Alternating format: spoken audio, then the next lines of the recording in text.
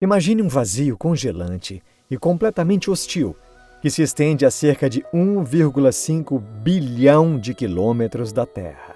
Ali, o nível de radiação solar cai para apenas 1% do valor ao qual estamos acostumados na Terra, enquanto a temperatura do espaço se aproxima cada vez mais do zero absoluto. No início da década de 1980, a humanidade teve pela primeira vez a oportunidade de observar essa região em detalhes. Em novembro de 1980, a Voyager 1 e em agosto de 81, sua sonda gêmea, a Voyager 2, cruzaram o sistema de Saturno em velocidade impressionante. As antigas câmeras de televisão com tubos Vidicon a bordo conseguiram enviar uma série de imagens para a Terra, e essas imagens levaram os astrofísicos a rever completamente as suas ideias sobre a formação dos sistemas planetários. O que surgiu diante do laboratório de propulsão a jato da NASA, que imaginava um corpo celeste formado por uma esfera gasosa tranquila, cercada por anéis planos e organizados, foi uma estrutura incrivelmente complexa e caótica. Os anéis desse gigante gasoso eram formados por incontáveis filamentos finíssimos entrelaçados em múltiplas camadas. As órbitas de suas luas se cruzavam, produzindo ressonâncias gravitacionais, e na atmosfera do próprio planeta, uma tempestade hexagonal girava violentamente. Olá, pessoal! Ao analisar esses dados fragmentados de telemetria, a comunidade científica rapidamente chegou a uma conclusão clara. Para as futuras explorações, simples sobrevoos já não seriam suficientes. Era impossível compreender a complexíssima dinâmica orbital de dezenas de luas e a estrutura dos anéis, apenas passando por elas a velocidades de dezenas de quilômetros por segundo. Era necessário conceber uma missão completamente diferente. Seria preciso construir uma grande sonda capaz de entrar de forma estável na órbita de Saturno e observar esse sistema continuamente por muitos anos, utilizando todas as faixas do espectro eletromagnético. Foi assim que nasceu, dentro das agências espaciais, o conceito da missão conhecida como Projeto Cassini-Huygens. Pessoal, bem-vindos ao Pipa. Então, vamos começar.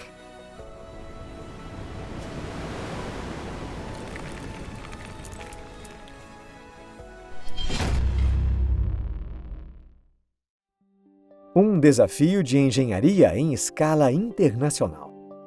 Ao compreenderem a complexidade da missão, os engenheiros descartaram quase imediatamente a ideia de uma sonda pequena e, nas linhas de montagem, começou a tomar forma um gigantesco sistema automático de exploração espacial com 6,8 metros de altura e mais de 4 metros de largura. Pelo tamanho e pela massa no lançamento, a nave lembrava um ônibus de linha tradicional. Seu interior estava repleto dos equipamentos eletrônicos mais sensíveis e caros já enviados para além da órbita baixa da Terra até então.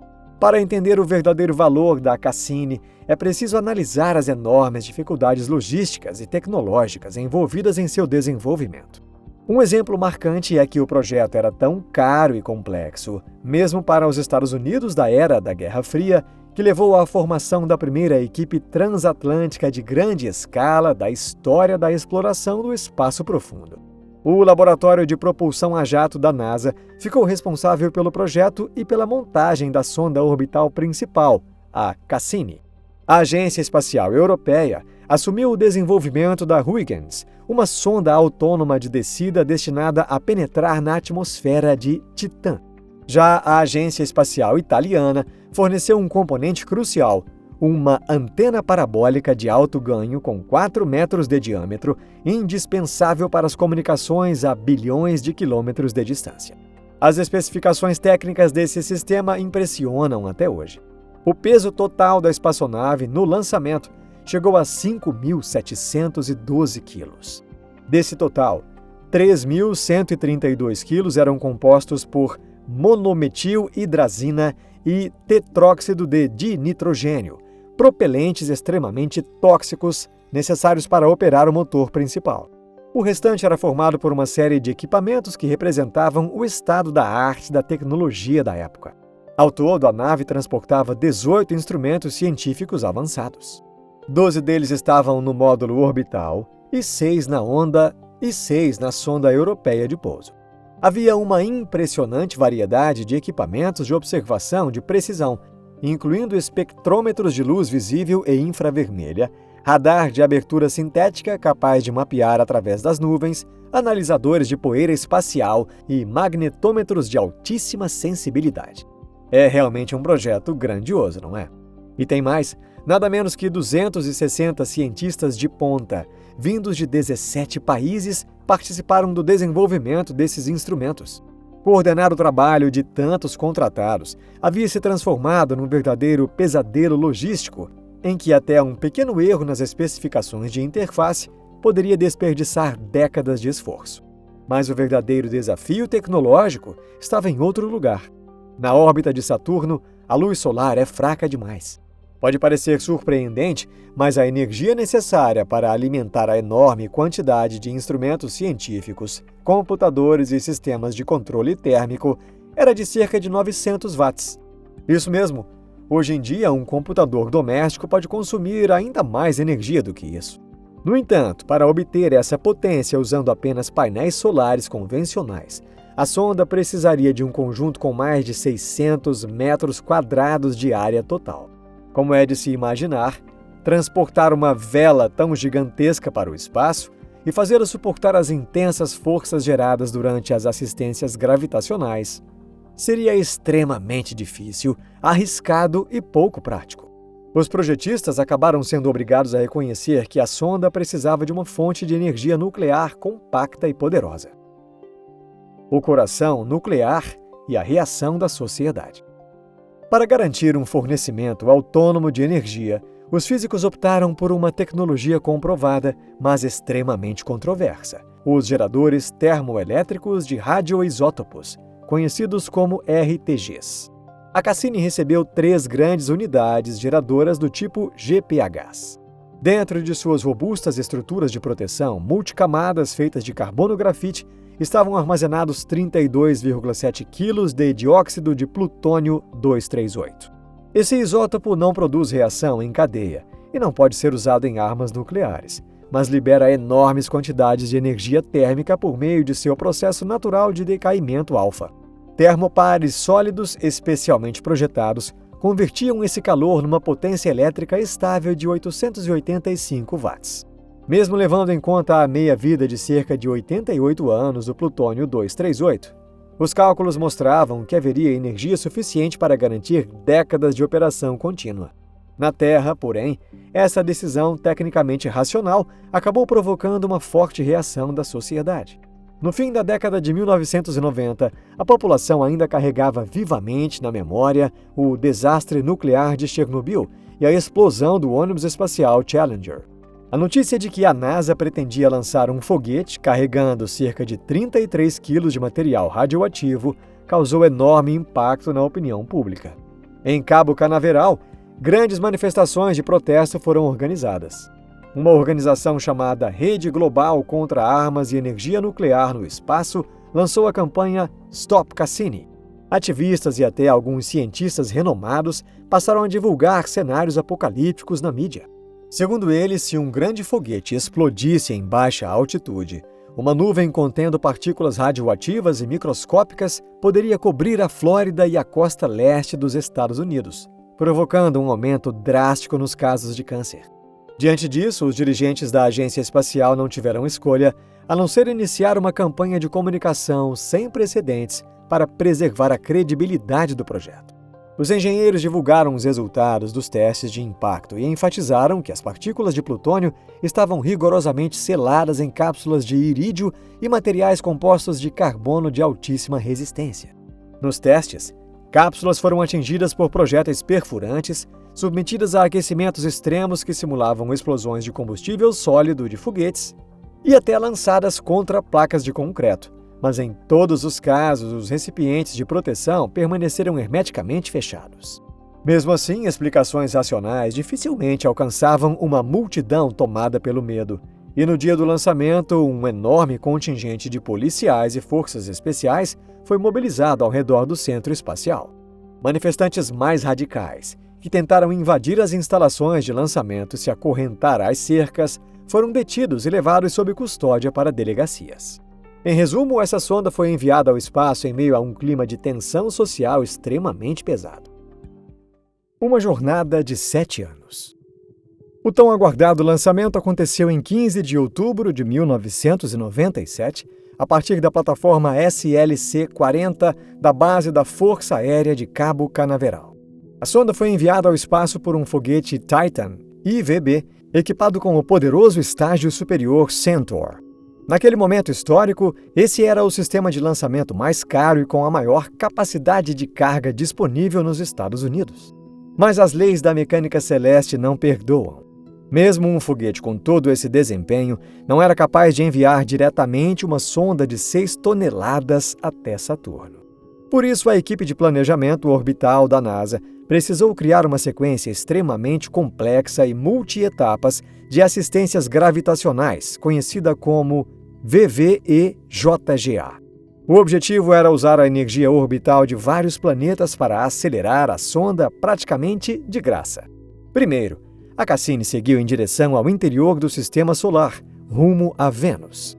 Em 26 de abril de 1998, a sonda se aproximou do escaldante planeta e recebeu sua primeira grande aceleração. Após completar uma volta ao redor do Sol, ela realizou um segundo sobrevoo de Vênus em 24 de junho de 1999, adquirindo a velocidade necessária para retornar à Terra. Foi justamente essa etapa que mais assustava os opositores da missão. Em 18 de agosto de 1999, a Cassini retornou ao planeta natal, realizando uma assistência gravitacional a apenas 1.171 quilômetros acima da superfície do Oceano Pacífico.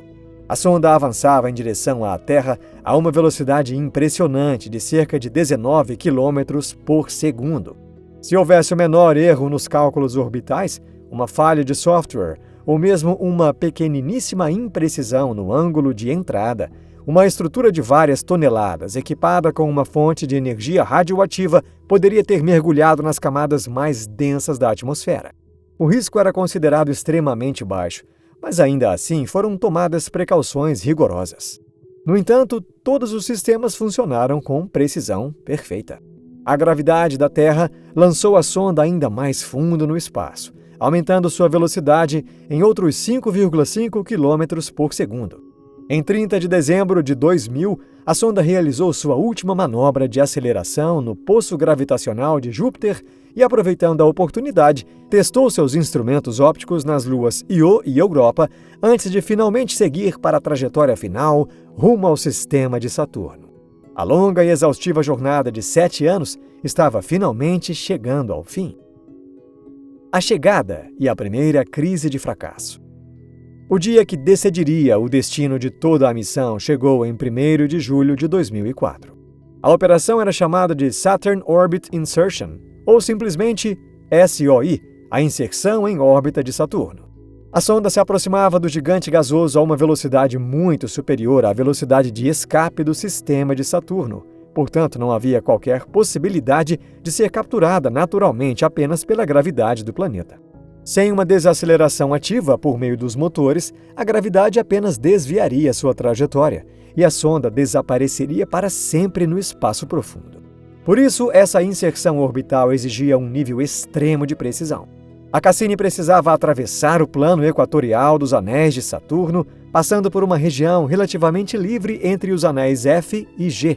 Nessa velocidade, até mesmo um grão de gelo do tamanho de um grão de areia possui energia cinética comparável à de um projétil de grande calibre. Para proteger os delicados tanques de combustível e os equipamentos eletrônicos, antes de atravessar o plano dos anéis, o computador orientou a sonda de modo que a enorme antena de 4 metros de diâmetro ficasse voltada para a direção do movimento, funcionando como um escudo contra partículas. Após atravessar a zona de perigo em segurança, a sonda se reorientou para a queima de frenagem, e o sistema de controle automático enviou o comando de ignição para o motor principal R4D11. Com um empuxo de 445 newtons, o motor permaneceu em funcionamento contínuo por cerca de 96 minutos, reduzindo a velocidade da sonda em 622 metros por segundo. A desaceleração foi um sucesso absoluto, e a Cassini tornou-se o primeiro satélite artificial da história a entrar em órbita de Saturno. No entanto, esse feito tecnológico esteve a um passo de se transformar num desastre científico de proporções catastróficas. E quem evitou isso foi a determinação de um único engenheiro. O engenheiro sueco da Agência Espacial Europeia, Boris Smeds, descobriu uma falha fatal no projeto de comunicação entre a nave-mãe e a sonda Huygens ao analisar os registros de comunicação. O receptor da Cassini havia sido projetado sem considerar adequadamente o grande deslocamento de frequência Doppler gerado pela diferença de velocidade entre a nave retransmissora em órbita e a sonda de descida, que desaceleraria na atmosfera de Titã. Se o plano de voo original tivesse sido mantido, a frequência do sinal sairia da faixa de recepção e nem um único byte dos dados de telemetria enviados da superfície de Titã chegaria à Terra. Para superar o ceticismo dos dirigentes, que insistiam que todos os testes em solo haviam sido aprovados, além da resistência burocrática típica de grandes organizações, Smeds dedicou quase um ano inteiro a essa batalha. No fim, ele conseguiu a realização de uma simulação com equipamentos reais, e o resultado confirmou completamente que ele estava certo. Pelo plano original, a perda de 100% dos dados era inevitável. Para salvar a missão, a equipe de planejamento orbital precisou revisar às pressas toda a trajetória de voo e aumentar significativamente a altitude da aproximação de Titã.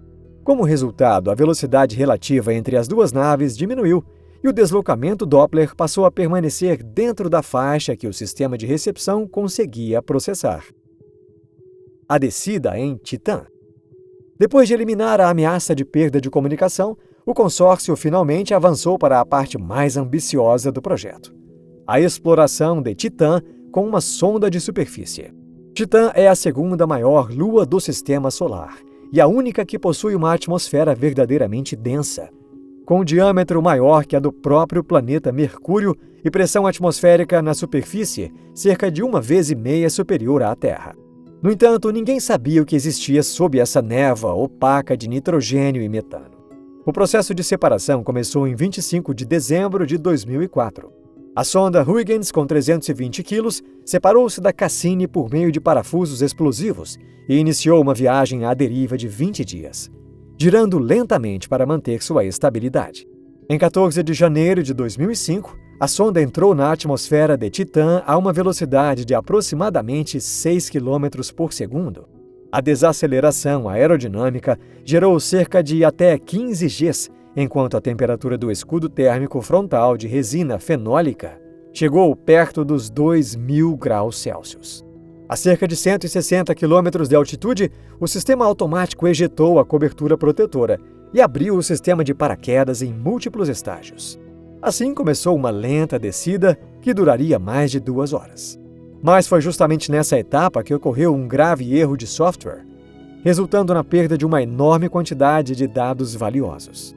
Os dados de telemetria eram transmitidos para a nave-mãe por 2 canais independentes e redundantes, chamados Canal A e Canal B. Porém, devido a um erro na programação da sequência de comandos, o computador de bordo da Cassini não ligou o receptor do Canal A. Como consequência, dados de velocidade dos ventos obtidos por medições Doppler e cerca de 350 imagens preciosas capturadas durante a descida foram perdidos para sempre. Ainda assim, os equipamentos do Canal B funcionaram normalmente. Quando a Huygens desceu abaixo da espessa camada de nuvens, suas câmeras registraram uma paisagem que deixou os cientistas planetários sem palavras. O que se estendia diante deles não era uma planície gelada, monótona e sem vida. A sonda revelou uma rede ramificada de rios que esculpia de forma complexa uma região de colinas e desaguava em lagos escuros e de superfície lisa. A diferença era que o líquido que corria por esses canais não era água, mas uma mistura de metano e etano líquidos, existente a uma temperatura extrema de menos de 179 graus Celsius. Pousando suavemente próximo à fronteira entre a região clara de Adiri e a planície escura de Shangri-La, sobre um terreno que lembrava areia molhada ou argila úmida, a sonda enviou imagens da superfície ao seu redor. A paisagem era incrivelmente semelhante ao leito de um rio terrestre, coberto por pedras arredondadas ao longo de eras pela ação contínua de líquidos em movimento. No entanto, análises químicas revelaram que essas pedras eram feitas de gelo de água maciço, que naquela temperatura se tornava mais duro que o basalto, enquanto o metano e o etano líquidos desempenhavam o papel que a água exerce na Terra. Assim, Titã virou de cabeça para baixo tudo aquilo que considerávamos intuitivo sobre o funcionamento da física em ambientes planetários. Encélado, a sentença de morte. Se o sucesso em Titã foi resultado de um planejamento meticuloso, a maior descoberta de toda a missão aconteceu num lugar que ninguém esperava. Esse lugar foi Encélado, uma pequena lua gelada com apenas 504 quilômetros de diâmetro. Durante muito tempo, os astrônomos consideraram esse corpo celeste apenas um bloco de gelo geologicamente morto. Sua principal característica era ser um mundo completamente branco, com a maior refletividade de todo o sistema solar. A primeira anomalia foi observada no início de 2005. O magnetômetro ultrassensível da Cassini detectou uma distorção incomum no campo magnético de Saturno nas proximidades da órbita de Encélado. Os dados indicavam a presença de uma atmosfera ionizada extremamente tênue. Mas, sem uma fonte contínua de reposição, uma lua com gravidade tão fraca não teria como manter algo assim.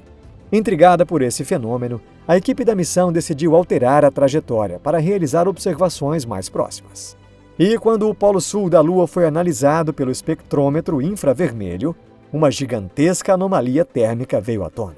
A temperatura da superfície naquela região chegava a menos 128 graus Celsius, muito acima do que os modelos teóricos previam.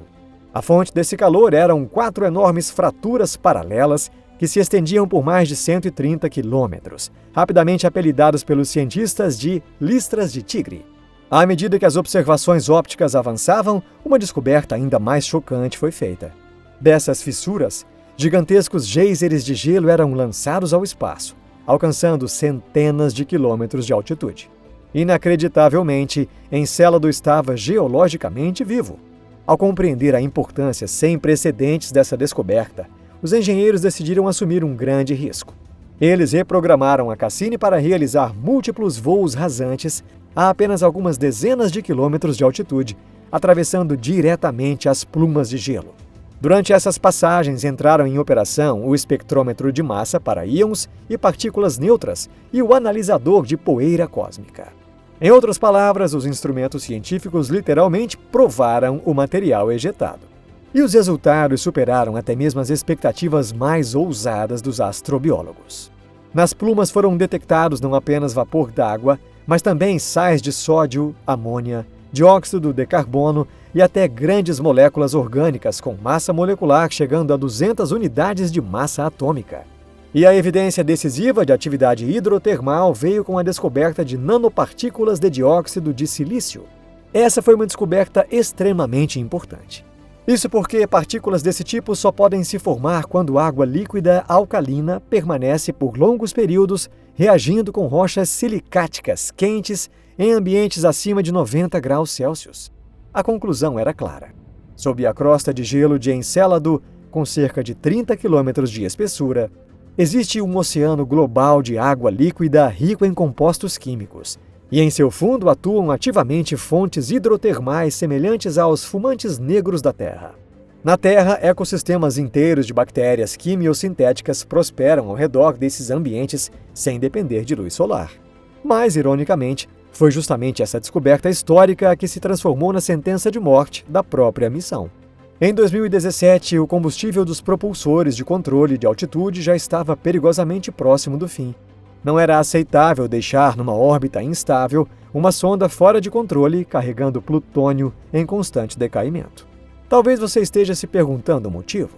A razão é que o Comitê de Pesquisa Espacial, o COSPAR, estabelece protocolos extremamente rigorosos de proteção planetária. Essas regras existem para impedir a contaminação de outros mundos por micro-organismos originários da Terra. Na prática, não era impossível que, décadas ou até séculos depois, a sonda abandonada tivesse sua órbita alterada por perturbações gravitacionais e acabasse colidindo com Encélado. Se o calor dos RTGs que sobrevivessem ao impacto derretesse o gelo, esporos de micro-organismos terrestres aderidos à sonda poderiam alcançar o oceano subterrâneo ainda intocado. Esses organismos talvez fossem capazes de sobreviver por décadas no vácuo do espaço. E caso conseguissem se estabelecer ali, poderiam destruir um ecossistema desconhecido e comprometer para sempre os resultados de futuras pesquisas científicas.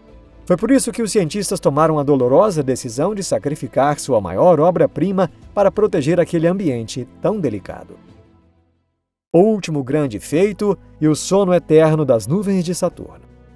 Para extrair o máximo possível de conhecimento científico dos momentos finais da sonda, os engenheiros criaram um ousado plano de encerramento chamado Grand Finale. A partir de abril de 2017, o combustível de hidrazina restante foi usado para colocar Cassini em 22 órbitas praticamente suicidas. Essas trajetórias foram planejadas para atravessar uma abertura incrivelmente estreita, com cerca de 2.000 quilômetros de largura, situada entre a alta atmosfera de Saturno e a borda interna do anel D. Até então, nenhuma sonda havia se aventurado por essa passagem. As missões anteriores observavam o sistema de Saturno a partir de órbitas externas seguras, e durante seus 13 anos de operação, a própria Cassini foi conduzida com extremo cuidado para evitar colisões com partículas de gelo. Mas, naquele momento, já não havia mais nada a perder. Esses voos perigosos permitiram coletar dados extremamente importantes, que nem mesmo 13 anos de observações haviam conseguido revelar. As aproximações máximas a Saturno tornaram possível medir a verdadeira velocidade de rotação do campo magnético interno do planeta, e também calcular separadamente a massa de Saturno e a massa de seus anéis. E, por sinal, esses resultados trouxeram outra revolução científica. Os anéis de Saturno eram muito mais leves do que se imaginava. A massa total dos anéis era de apenas cerca de 1,5 vezes 10 elevado a 19 quilogramas. Isso demonstrou de forma decisiva que os anéis não eram restos primordiais do disco protoplanetário, mas estruturas surpreendentemente jovens. Em escala cósmica, eles teriam surgido praticamente ontem, entre 10 milhões e 100 milhões de anos atrás, quando uma poderosa força gravitacional despedaçou uma lua de gelo que havia se aproximado demais, numa época em que os dinossauros dominavam a Terra. O encerramento da missão, ou seja, o dia da morte da Cassini, é considerado o dia 15 de setembro de 2017. Seguindo uma sequência rigorosamente programada, a gigantesca sonda iniciou seu mergulho final na atmosfera do gigante gasoso a mais de 113 mil km por hora. Quando penetrou nas camadas externas compostas de hidrogênio e hélio, a resistência atmosférica começou a aumentar rapidamente. Durante esses últimos segundos, a missão mais importante da Cassini era manter sua antena de alto ganho apontada para a Terra, permitindo que o espectrômetro de massa transmitisse em tempo real os dados da composição química da atmosfera, sem armazená-los primeiro a bordo. Os propulsores de controle de altitude entraram em modo de operação contínua com potência máxima, lutando desesperadamente contra as forças de rotação cada vez mais intensas. Essa batalha desigual contra as densas camadas gasosas durou cerca de 1 minuto. Então, no instante em que as cargas aerodinâmicas ultrapassaram a capacidade dos propulsores, a sonda inevitavelmente começou a girar. O feixe de comunicação se desviou das antenas da rede de espaço profundo na Terra e os monitores do centro de controle do laboratório de propulsão a jato passaram a exibir a perda do sinal da portadora. Instantes depois, a enorme estrutura composta de alumínio, titânio, irídio e plutônio foi aquecida a tal ponto que se transformou em plasma, tornando-se um meteoro brilhante que se dissolveu para sempre sob as gigantescas pressões das profundezas de Saturno. Foi um fim belo e profundamente simbólico. Não é difícil entender por que tantas pessoas enxergam romantismo nessa história.